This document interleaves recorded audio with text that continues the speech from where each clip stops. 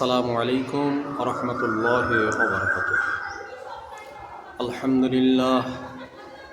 আলহামদুলিল্লাহি কাফা ওয়া সালামুন আলা ইবাদিহিল্লাযীনা ইসতাফা, আম্মা বা'দ। ফাকাদ ক্বালা আল্লাহু তাবারাকা ওয়া তাআলা ফি কালামিল মাজিদ ওয়াল ফুরকানিল হামিদ। বিসমিল্লাহির রাহমানির রাহিম। ইন্নাল্লাহা ওয়া মালাইকাতাহু ইউসাল্লুনা আলান নবী ইয়া আইয়ুহাল্লাযীনা আমানু সাল্লু আলাইহি ওয়া সাল্লিমু তাসলিমা। আল্লাহুম্মা সাল্লি আলা সাইয়্যিদিনা মাওলানা মুহাম্মদ ওয়া আলা আলি সাইয়্যিদিনা মাওলানা মুহাম্মদ। সম্মানীয় সুধী, আজ আপনাদের সম্মুখে উপস্থিত হয়েছি বিশেষ একটা বার্তা জ্ঞাপন করার জন্য, যেটা পবিত্র কোরআনুল হাকিমে আল্লাহ সুবহানাহু ওয়া তাআলা বর্ণনা দিয়েছেন। আমরা আল্লাহর কালাম তেলাওয়াত করি, আল্লাহর কালাম পঠন পাঠন করি, কিন্তু কালামের যে মর্যাদা রয়েছে সে মর্যাদা সংক্রান্ত বিষয়ে আমরা ঠিকভাবে সকলেই লক্ষ্য রাখতে পারি না স্থানকাল পাত্র হিসাবে। তো আমি আপনাদের সকলকে হার্দিক অভিনন্দন ও শুভেচ্ছা জ্ঞাপন করছি। বিশেষ করে যারা দূরে কাছে দেশ ও বিদেশ থেকে আমার এই প্রোগ্রামগুলো দেখেন, আমি সকলকে আন্তরিক সাধুবাদ ও মোবারকবাদ জ্ঞাপন করছি। আসসালামু আলাইকুম ওয়া রাহমাতুল্লাহি ওয়া বারাকাতুহু। এ যুগের সন্ধিক্ষণে আমরা যদি কোরআনকে মন্থন করতে চাই, কোরআনকে যদি জানতে বুঝতে চাই, সত্যিকারের কথা আমরা কোরআনকে জেনে বুঝে উঠতে পারবো যদি কোনো আল্লাহওয়ালার সোহবত এখতিয়ার করা যায়।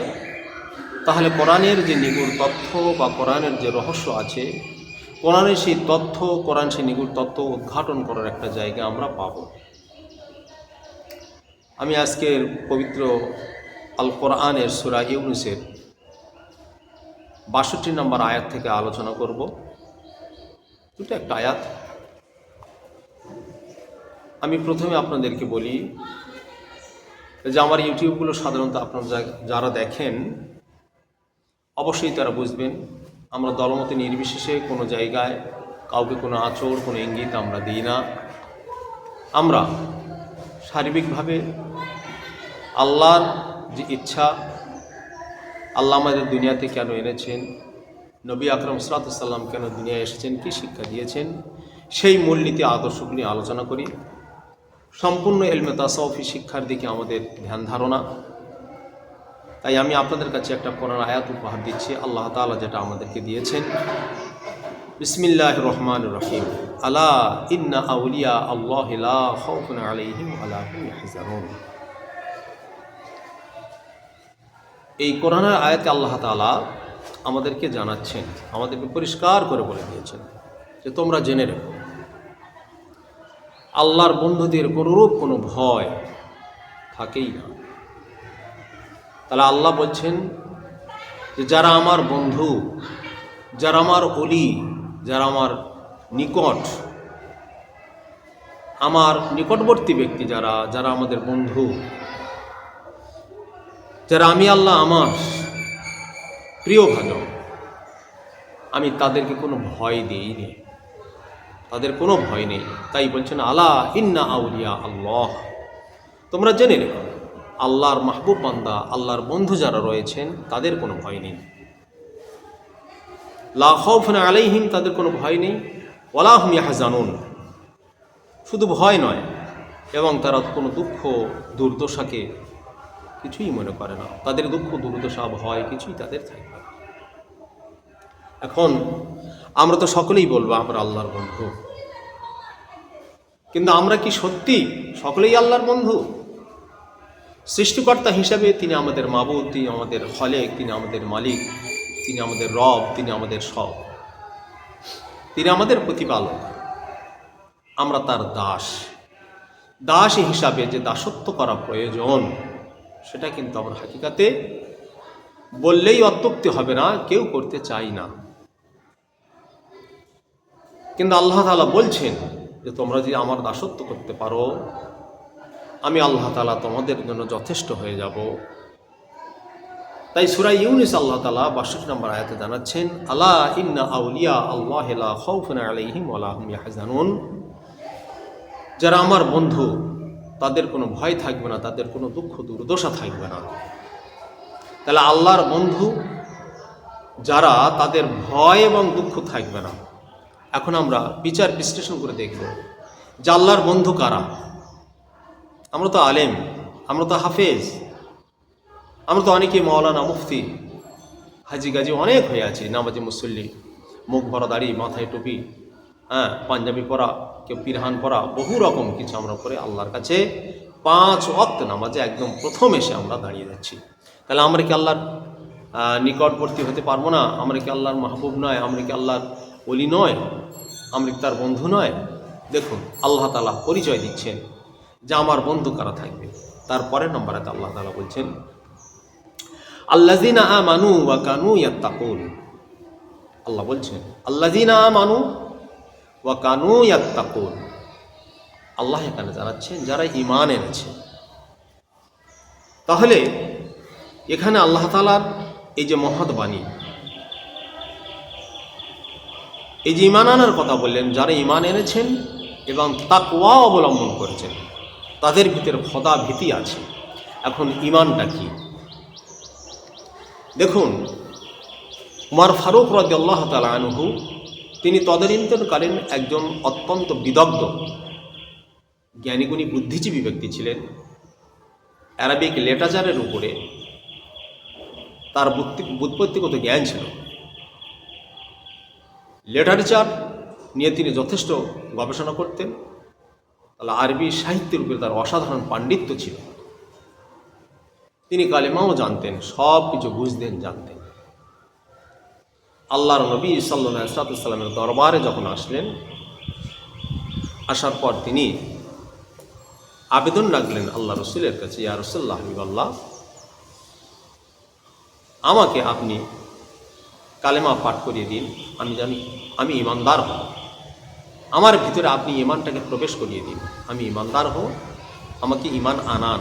আমি ঈমান নিয়ে আসার জন্য আপনার দরবার আমি উপস্থিত হয়েছি। দয়ার নবী সাইয়্যিদুল মুরসালিন রাহমাতাল লিল আলামিন রাসূল করিম সাল্লাল্লাহু আলাইহি ওয়াসাল্লাম তার হস্ত মোবারক উমরের পক্ষে রাখলেন। ডাকার সাথে সাথে কথাগুলো প্রকাশ হয়ে গেল। উমর রাদিয়াল্লাহু তাআলা বলছেন, হুজুর, আপনি আমাকে ঈমান আনার ব্যবস্থা করে দিন, আমি ঈমান নিয়ে আসব। কীভাবে নিয়ে আসবে ঈমান? আপনি সে পাওয়ার, সেই ক্ষমতা, সেটা আমার ভিতরে প্রবেশ করিয়ে দিন। ওমর রাদিয়াল্লাহু তাআলা হাত বাড়িয়ে দিলেন।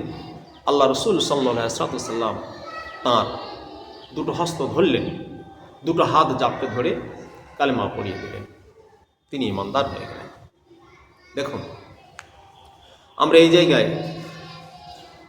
খুবই আনন্দ প্রকাশ করি, কিন্তু এর হাকিকাতে আমরা ঢুকতে চাই না। আমরা বলে রাখি সে তো একটা অমুসলিম ছিল। আর প্রত্যেকটা সাহাবী সাহাবিনী তারা তাদের ছেলে মেয়ে সকলকে নিয়ে আল্লাহ নবী সাল্লাল্লাহু আলাইহি ওয়াসাল্লামের দরবারে গিয়ে তাদেরকে ঈমান আনার কথা বলেছে। আমাদের বুকের পাটা এত, আমরা সাহসিকতার পরিচয় দিয়ে আমি মুসলমান, আমার ছেলে মুসলমান। অর্থাৎ একটা ডাক্তার যদি থাকে, তার ছেলেও ডাক্তার হয়ে থাকে। এই জায়গায় আমরা মানতে অস্বীকার করি না, ডাক্তারের ছেলে ডাক্তার নয়, মাস্টার ছেলে মাস্টাররা পড়াশোনা করে আসতে হবে। কিন্তু মুসলমানের ছেলে মুসলমান, এই জায়গায় আমরা সর্বান্তকরণ মেনে নিয়েছি যে আমাদের এই মানার কোনো প্রয়োজন নেই, আমরা এভাবেই থাকলেই চলে যাবে। আমি অনুরোধ রাখব, দেখুন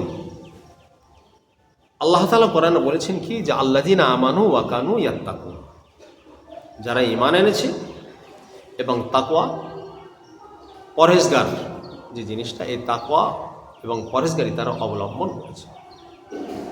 এগুলো আমার আপনার ভিতরে এমনি থেকে প্রবেশ করবে না।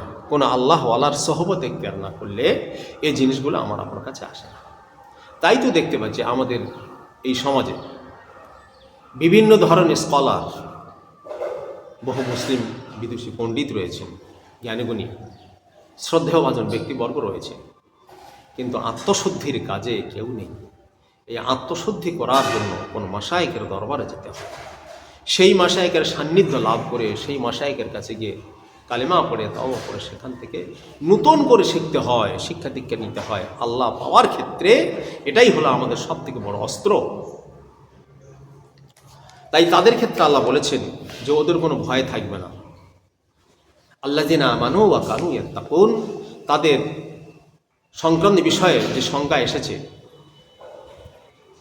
সেই ঈমানদারদের বিষয়ে আল্লাহ বলছেন যে ওরা ঈমান আনবে, আর ঈমান আনার সাথে ওরা তাকওয়া পরহেজগারিতা অবলম্বন করবে। খোদা ভীতি, আল্লাহকে দেখে আপনার ভয় আমার আপনার কাছে থাকবে কেমন? কিন্তু না দেখা সত্ত্বেও আমরা বলছি বিশাল ভয়, অনেক কিছু ইত্যাদি ইত্যাদি কথা আমরা বলে বেড়াই। আল্লাহর নবী সাল্লাল্লাহু আলাইহি ওয়াসাল্লামের জীবনাদর্শ কতটা যে উন্নত, তিনি কিভাবে আমাদেরকে হাকিকাত উম্মত বানাতে চেয়েছেন, তৈরি করতে চেয়েছেন, আল্লাহ নবী সাল্লাল্লাহু আলাইহি ওয়াসাল্লামের সেই চিন্তা ভাবনা আজকে আমরা আমাদের কাছ থেকে সরে ফেলেছি। আমরা এটাই ভেবেছি যে 5 ওয়াক্ত নামাজ শরিয়াতের উপরে চললে আমরা যথেষ্ট হয়ে যাবো, আর কোনো কাজ আমাদের লাগবে না, এটাই আমাদের জন্য যথেষ্ট, আর এই নামাজ আমাদেরকে জান্নাত নিয়ে যাবে। আরে ভাই, নামাজ তো অনেক পরের কথা, আগে তো কালেমা, কালেমা, নামাজ, রোজা, হজ, যাকাত। আমি কালেমার সান্নিধ্যে আসলাম না, কালেমার শিক্ষার গুরু যারা কালেমার শিক্ষা জানানো দেবেন তাদের ছত্রছায়াতে গেলাম না, তাদের সম্পর্কে কোনো কিছু চিন্তা ভাবনা করলাম না। আমরা যাচ্ছি না, আসছি না, আমরা বলে বেড়াচ্ছি যে না কোনো অসুবিধা নেই, আমরা ঠিক আছে, আমরা 5 ওয়াক্ত নামাজ পড়ছি, আমরা মুসলমান, আমাদের থেকে ফার্স্ট ক্লাস মুসলমান কেউ করতে পারে না। আমি তাদেরকে অনুরোধ রাখব না, পদ্ধতিটা ভুল। কোনো আল্লাহর সান্নিধ্যে যান, জীবন গড়ুন, জীবন দিয়ে জীবনটা গড়তে হয়। উমর ফারুক রাদিয়াল্লাহু তাআলা বলতে পারতেন যে আপনি সাক্ষ্য থাকেন আমি কলমা পড়ি, বললেন না, আপনি আমাকে পড়িয়ে দিন। অর্থাৎ তিনি বুঝেছিলেন যে ঈমান কার মাধ্যম দিয়ে আনতে হয়, এই জন্য তো আল্লাহ কোরআন বলেছে ইয়া আইয়ুহাল্লাযিনা আমানু আবতাগু ইলাইহিল ওয়াসিলা, ঈমানদাররা তোমরা একটা ওসিলা বা মাধ্যম, মিডিয়াকে ধরো, সেই মাধ্যম মিডিয়ার মধ্য দিয়ে চলো, তোমাদের রাস্তাটা ক্লিয়ার। আমরা সেই মিডিয়াকে বাদ দিয়ে আমরা চাই সরাসরি আল্লাহর কাছ থেকে পাবো, যেটা হয় না, যেটা হয় না। এবার আল্লাহ বলছেন যদি তোমরা ঈমান আনো আর তাকওয়া পরহেজগারিতা যদি অবলম্বন করো, কি হবে তোমাদের? আল্লাহর সঙ্গে সঙ্গে পরে বলে যে লাহমুল বুশরা, লাহমুল বুশরা, তাদের জন্য শুভ সংবাদ রয়েছে। কীরকম শুভ সংবাদ, কোথায় রয়েছে? বলছে লাহমুল বুশরা, তাদের জন্য শুভ সংবাদ রয়েছে ফিল হায়াতে দুনিয়া অফিল আখিরা। তাহলে ফিল হায়াতে দুনিয়া অফিল আখিরা, তাহলে আল্লাহ তাআলা জানিয়ে দিচ্ছেন যে লাহমুল বুশরা ফিল হায়াতে দুনিয়া ওয়াফিল আখিরা, এই পার্থিব জগৎ, যে জগতে আমরা চলাফেরা করছি, এখানে তাদের জন্য শুভ সংবাদ রয়েছে। আর পরকালীন যে জীবন, আমরা যে এখান থেকে চলে যাব, সেই পরকাল, ইন্তেকাল, চেঞ্জ অফ প্লেস, স্থানান্তরিত হওয়া, এক জায়গা থেকে অপর জায়গায় যে আমরা জায়গাটা পরিবর্তন করে যাব, সেই জায়গায় তো আমাদের জন্য কল্যাণ রয়েছে, শুভ সংবাদ রয়েছে। এই শুভ সংবাদ সংক্রান্ত বিষয়ে আমরা খুব উদ্গ্রীব হয়ে পড়ি যে কখন আমরা জান্নাত পাবো, কখনোই ভালো জায়গায় যাব, আমরা জাহান্নামের আগুন থেকে ভয় পাবো। এই জায়গাটা আমরা লোকতে চমতে খুব ভালোবাসি, কিন্তু তার কর্ম যেটা, সেই কর্মধারা করতে আমরা খুব দ্বিধা সংকোচে পড়ি, বিভিন্ন রকম ফেরকাবাজিতে, বিভিন্ন চিন্তাভাবনা আমরা জড়িয়ে যাই। আমি সকলকে হাত ও জড়ো করে অনুরোধ রেখে বলবো যে আসুন, এই 4টে তরিকা, কাদরিয়া, চিশতিয়া, নকশবন্দি, মুজাদ্দিদিয়া, 4টে তরিকার যে কোনো একটা তরিকার মধ্যে আমরা অংশগ্রহণ করি, করে সেখানে আমরা বায়াত হই, বায়াত হয়ে আমরা আমাদের অন্তরকে সুস্থ শুদ্ধ করে নিই। কারণ আল্লাহ তাআলা জানিয়েছেন ইয়া আইয়ুহাল্লাযিনা আমানু ওয়া কুনু মা'আস সাদিকিন, আল্লাহ তাআলা সাদিকিনদের সঙ্গে থাকার কথা বলেছেন। সেই সাদিকিনদের আমরা অনুসন্ধান করব, করে আমরা সেখানে বায়াত হব। আমরা বায়াত হয়ে সাদিকিনদের সঙ্গে থাকব। আর এই সাদিকিনের ব্যাখ্যায় বলা হয়েছে কি, মুফাসসিররা বলেছেন সাদিকিন হলো পীর মাশায়েখ, আউলিয়া কেরাম, এদেরকে সাদিকিন বলা হয়েছে। সেই সাদিকিনদের সান্নিধ্যে আমরা জীবনযাপন করলে তাহলে এই জায়গাটা আমাদের জন্য প্রযোজ্য হবে লাহমুল বুশরা ফিল হায়াতিদ দুনিয়া অফিল আখিরা। এ জগৎ এবং পরজগৎ, এই দুটো জগৎ, তাদের জন্য বাশারাত, শুভ সংবাদ, সফলতা দেওয়া হবে যারা এই সমস্ত ব্যক্তিদের সান্নিধ্যে থাকবে, যারা তাকওয়া অবলম্বন করবে, যারা ঈমান আনবে। ঈমান এবং তাকওয়া অর্জন করতে গেলে নিজে নিজে হয় না, কোনো আল্লাহর সহমত এখতিয়ার করা একান্ত প্রয়োজন।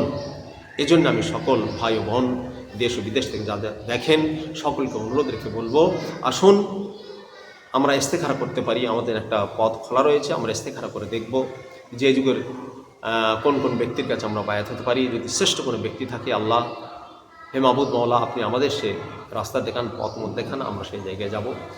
শ্রেষ্ঠতম 4টে তরিকা, এই তরিকার মধ্যে আমরা সকলে যেন অংশগ্রহণ করতে পারি। এবং শুধু অংশগ্রহণ নয়, আমরা বায়াত হয়ে আমাদের মৃত কল, এই মৃত কল্ব যেন আল্লাহ জিকির করে, সে জায়গাটা আমরা ক্লিয়ার করতে পারি। আল্লাহ আমাদের সকলকে এই কথার উপর থাকার এবং আমল করার সুযোগ ও তৌফিক দান করুন। সকলেই বলুন আল্লাহুম্মা আমিন। ওয়া আখির দাওয়ানা আনিল হামদুলিল্লাহি রাব্বিল আলামিন। আসসালামু আলাইকুম ওয়া রাহমাতুল্লাহি ওয়া বারাকাতুহু। পরিশেষে একটা বার্তা আপনাদেরকে দিই। আমার মহান মুর্শিদ কেবলা পূর্ব কাঁঠালিয়া দরবার শরীফ, আপনারা সকলেই প্রায় অধিকাংশ মানুষ জানেন ভাঙড়। এই ভাঙড়ের পূর্ব কাঁঠালিয়া দরবার শরীফের আমি একজন নগণ্যতম মুরিদ। আমি আমার মহান মুর্শিদ কেবলার দরবারে যথাযথভাবে যাওয়ার চেষ্টা করি, যাতায়াত করি। সেখানে আমরা দেখেছি মহান মুর্শিদ কেবলার কাছে এ মুহূর্তে পৃথিবীতে লক্ষ লক্ষ মানুষ বায়াত রয়েছে। আরব, সুদান, লেবানন, আপনার অধিকাংশ মুসলিম রাষ্ট্রে আমার মুর্শিদ কেবলার দরবার বায়াত রয়েছেন। এই সুদান থেকে এক ভাই ফোন করেন, উনি বলছেন, আমি জীবনে কোনোদিন মুর্শিদ কেবলাকে চোখে দেখিনি, কিন্তু বায়াত হওয়ার পর আমার অন্তর যে আল্লাহ বলে, এটা আমি পরিষ্কার হয়ে গেছি এবং আমার যে হালাত রয়েছে আমি বর্ণনা করতে পারছি না। আমি স্বপ্নযোগে আমার মুর্শিদকে দেখেছি।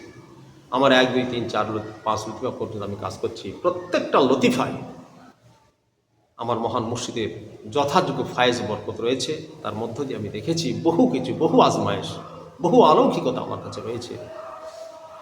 আমি ভাবতে পারিনি যে এখান থেকে এত ডিস্টেন্স, আমি আফ্রিকায় থাকি, আফ্রিকার সুদান আমি থাকি। তো আমি ফোনের মাধ্যমে আমার মুর্শিদ কেবলার দরবারে বায়াত হলাম।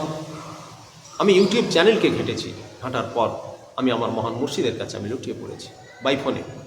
তো এই ফোনের মাধ্যমে বায়াত হয়ে আমি অত্যন্ত আনন্দ উপভোগ করেছি যে আমার কল আল্লাহ বলে। প্রিয় ভাই সকলকে অনুরোধ রাখবো যে আপনারা সত্যিই একটা পীর খুঁজে নিন, যে কোনো তরিকায় করে আপনার অন্তরটাকে সুস্থ শুদ্ধ করে নিন। তবে একটু পরামর্শ রাখবেন যে মাশায়ের কাছে বায়াত হবেন, যে আমার কল যেন আল্লাহ বলে। আল্লাহ আমাদের সকলকে এই পথমত আদর্শের উপর থাকার শক্তিগত তৌফিক দান করুন। আমিন।